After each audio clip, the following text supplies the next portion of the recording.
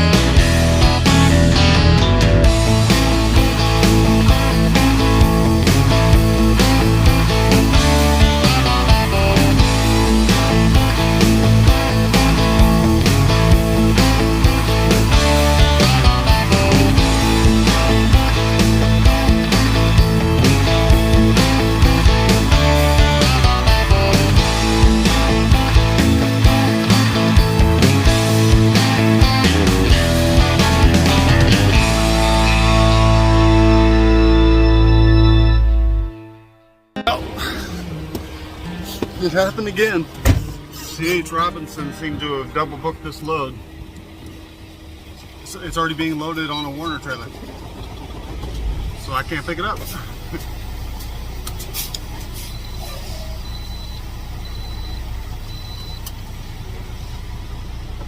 So I don't know what I'm doing to get home now, because I'm in St. Louis and it's Thursday, so I gotta go find somewhere to park out of the way. I guess I'll go to the truck stop here in St. Louis, which I really hate to do. Wait until they give me instructions on what to do here, because checked in. He's like, "Well, you're aware that's a Werner load, right?" And I'm like, "No, I wouldn't be here to pick up a Werner load." And he's like, "Yeah, it's already in the middle of being loaded on a Werner trailer. It's a dropping hook for a Werner." Great. So now we'll just figure out what we're doing next.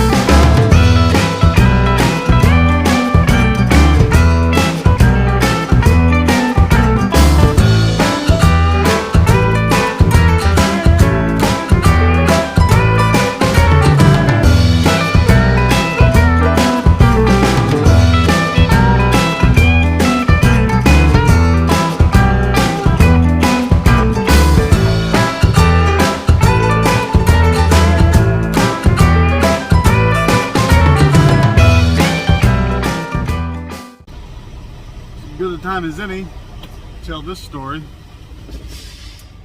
about 2 years ago, almost 3 now, Memorial Day weekend, I worked for the previous company I worked for, and I was literally parked just over here on the other side of this parking lot, just about where that bobtail truck is.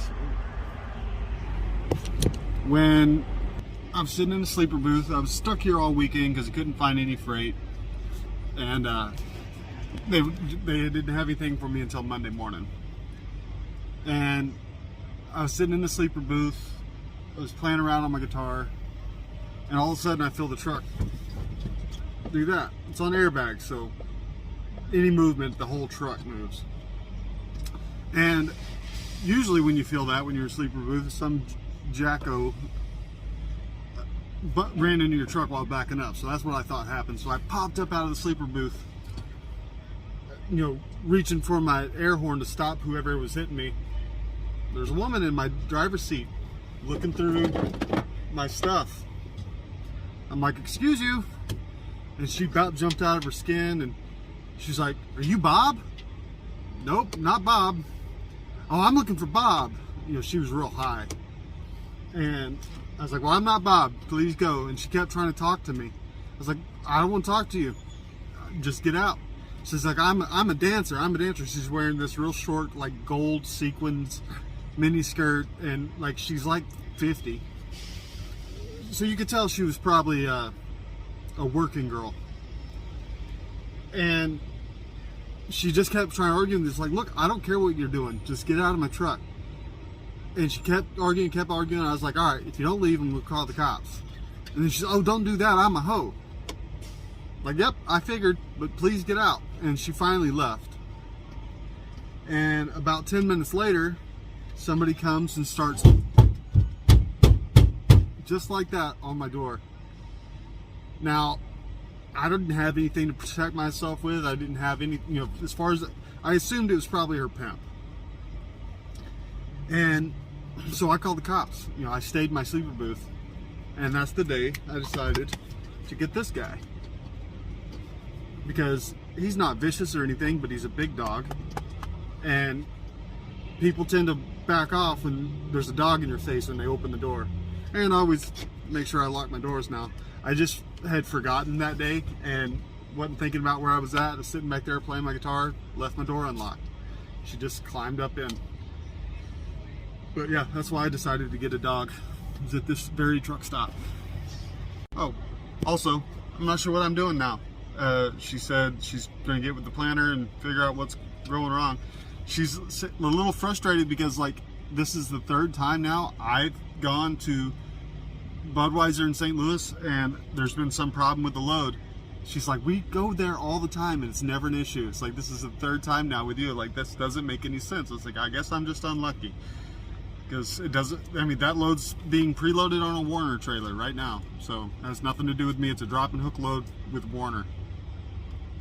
She said, C.H. Robinson probably double booked the load. Stuff like that happens. But it's just bizarre that it's happened to me since I've worked for Hirschbach. Every time I go to Budweiser in St. Louis, there's a problem. Every single time. I've yet to pick up a load with Hirschbach out of Budweiser in St. Louis. I picked up out of Budweiser in Houston, one in somewhere in Mississippi. I can't remember what that was, but anyway, 2 or 3 different other Budweiser places, not an issue. But here, every time I come here, there's a problem. Well, Budweiser did me a favor, or C.H. Robinson. Really, it's not even Budweiser's fault. I just got to wash this thing out and take the trailer to Springdale, and I'll probably be home early in the morning, Friday morning, instead of Friday afternoon, because I've been up since 2 o'clock this morning. So I'll get this thing down to Springdale and then I'll go to bed. What's this?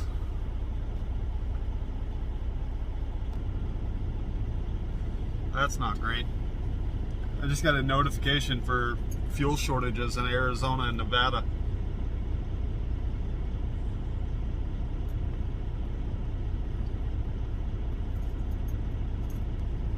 Huh. They also tried to quell our fears a little bit by saying that that there's always some small shortages in the fall. Never heard of it. I've been on the road for 10 years, never heard of that. But anyway, I'm gonna go find somewhere to get this plane washed out and then head towards Springdale. I got a free day.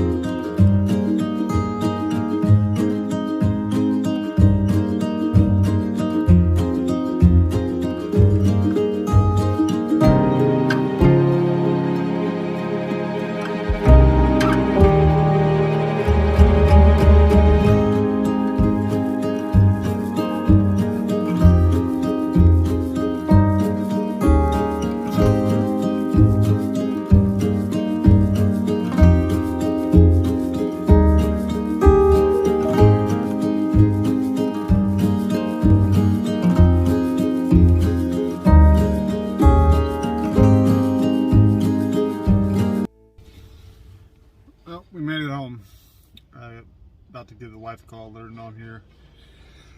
Ooh. It was nice and rainy and cold all day. I gotta finish installing our wood stove we bought at the house this weekend. Might be a good chance to test it. I don't know if it's gonna stay cold or not. But looking forward for a good, relaxing home time for the most part. He's like, gets this way. He's like super excited. We're home.